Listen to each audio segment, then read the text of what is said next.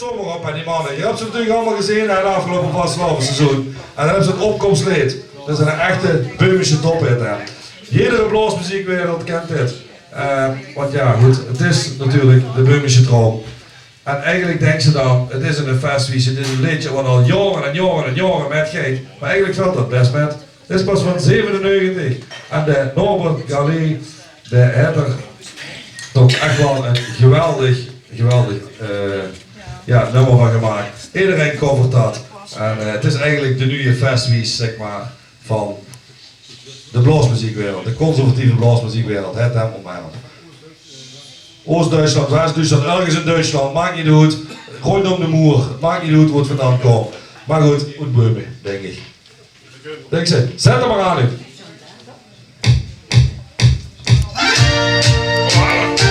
Ja, maar flink ja, zeg. Ja.